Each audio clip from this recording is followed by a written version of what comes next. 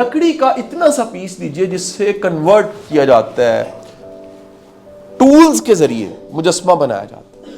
For your very kind information, एक अच्छा मुजस्मा साज वो 2000 रुपए का लकड़ी का इतना सा पीस लाता है, 2000 रुपए का उसका हाथ लगता है, और जब वो मुजस्मा जब बिकता है 12 लाख रुपए कीमत होती है उसकी। ये दरमियान में ऐसा क्या हुआ?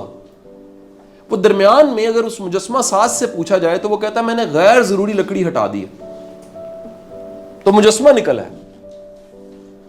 आप अपनी जिंदगी में कितना कुछ गैर जरूरी है हटा के तो देखें, अंदर मुजस्मा है 12 लाख का। हम इसे वुड को लेकर फिर रहे हैं। ये छोटा सा वुड का, ये आपके सामने एक चीज पड़ी हुई, आपके ख्याल में किस काम आता है?